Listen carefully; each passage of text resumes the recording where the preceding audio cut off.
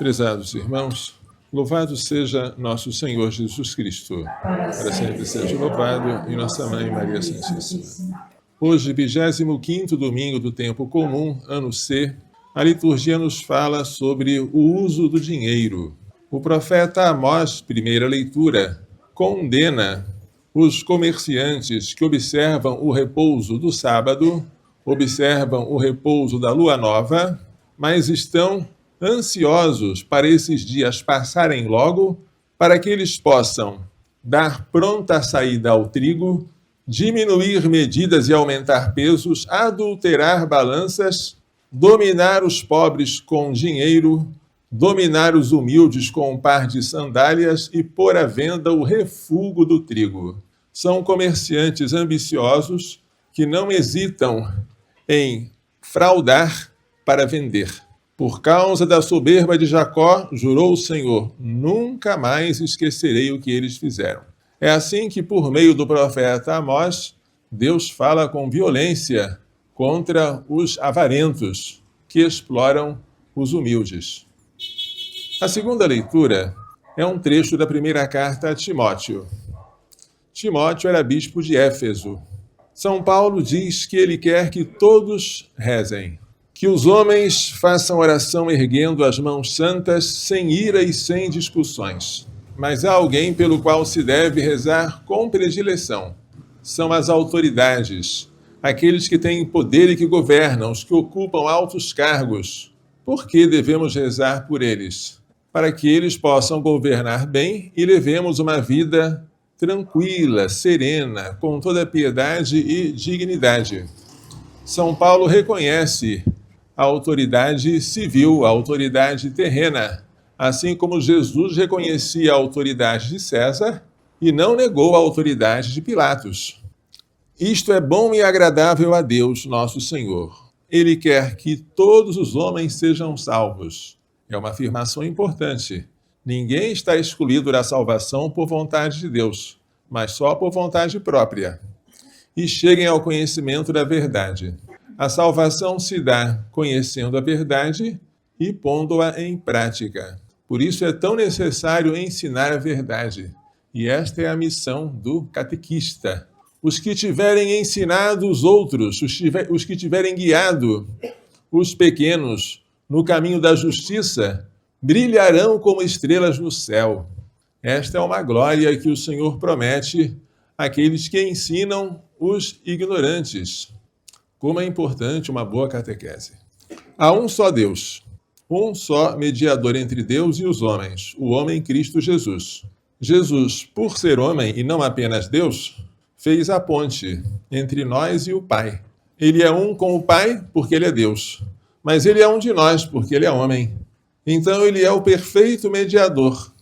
Ele se entregou por todos nós, evidentemente se entregou como homem e morreu como homem.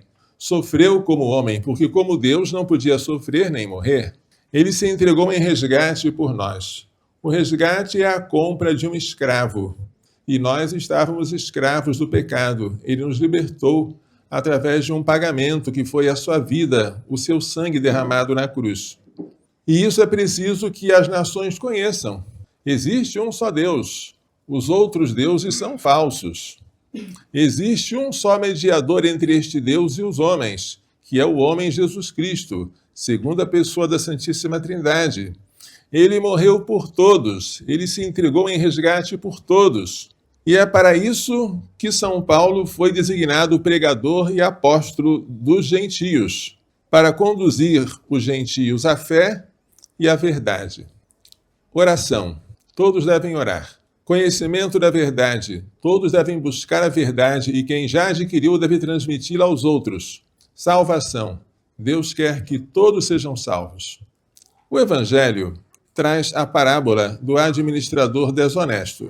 Prestem atenção porque esta parábola muitas vezes não é bem compreendida.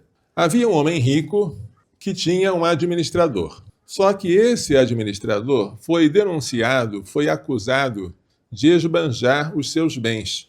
Isso era uma desonestidade. Por isso, esse administrador é chamado de desonesto. Ele estava para ser despedido e pensou, o que eu vou fazer para eu ser acolhido depois que eu for mandado embora. Já sei, eu vou chamar os devedores do meu patrão e vou reduzir a dívida deles. Por quê? Porque aquele administrador, segundo um costume que era tolerado na Palestina, fazia empréstimos com os bens do seu senhor. E ao devolver o que foi emprestado, o administrador exigia algo a mais.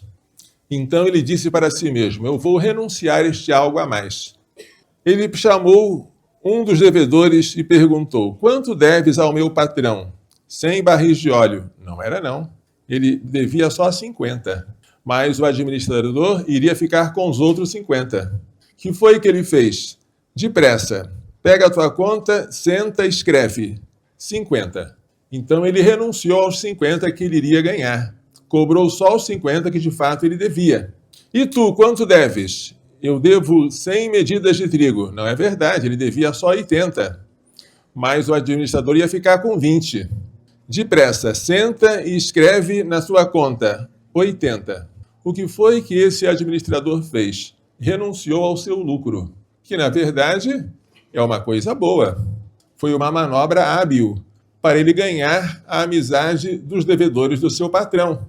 E quando o patrão soube disso, elogiou o administrador, porque ele agiu com esperteza. Prestem atenção, o patrão não está elogiando a desonestidade inicial pelo qual o administrador iria ser despedido. Isso ele não pode elogiar. Mas ele está elogiando a habilidade dele em renunciar ao seu lucro para poder ganhar amigos. Isso é uma habilidade e não tem nada de desonesto. Por quê? Os filhos deste mundo são mais espertos em seus negócios do que os filhos da luz. E eu vos digo, usai o dinheiro injusto para fazer amigos, pois quando acabar, eles vos receberão nas moradas eternas. O que é um dinheiro injusto? É um dinheiro que muitas vezes vem da iniquidade, vem da injustiça, um dinheiro que muitas vezes é usado para praticar a injustiça. Jesus chama esse dinheiro de dinheiro injusto. Fazei amigos com o dinheiro injusto, para que quando esse dinheiro vos faltar, estes amigos vos recebam nas moradas eternas. Quando é que o dinheiro vai nos faltar? No dia da nossa morte. Na nossa morte, de que vai adiantar nosso dinheiro? Para nada. O dinheiro vai acabar quando nós morrermos. E aí, quem vai nos receber? Quem vai nos receber nas moradas eternas serão aqueles amigos que nós fizemos aqui. Se você deu esmola, se você ajudou um necessitado, se você socorreu um pobre, aquelas pessoas vão agradecer a você, vão rezar por você, serão seus intercessores e vão receber você no céu. E é muito melhor ter amigos que rezem por nós do que ter dinheiro, porque esta intercessão não passa, mas o dinheiro passa. Quem é fiel nas pequenas coisas, também é fiel nas grandes. E quem é injusto nas pequenas, também é injusto nas grandes. Se não sois fiéis no uso do dinheiro injusto é o dinheiro aqui da terra. Quem vos confiará o verdadeiro bem, que é o bem eterno, o céu? Se não sois fiéis no que é dos outros, quem vos dará aquilo que é vosso? Os bens aqui, na verdade, não são nossos, eles são alheios. Eles são exteriores a nós. Os nossos bens verdadeiros são os bens espirituais e eternos. Mas se nem nos bens alheios nós somos fiéis, quem nos dará os bens eternos? Ninguém pode servir a dois senhores. Ou se apega a um e desagrada o outro, ou ama um e odeia o outro. Ninguém pode servir a Deus e ao dinheiro. O dinheiro não pode ser servido, jamais, ele não é Deus.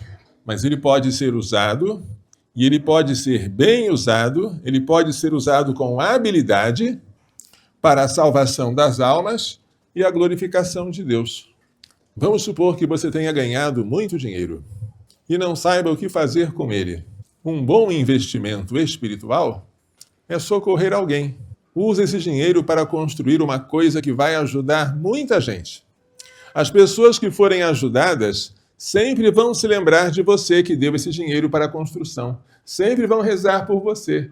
E isso é um lucro imenso, porque o dinheiro passa, mas a oração não passa.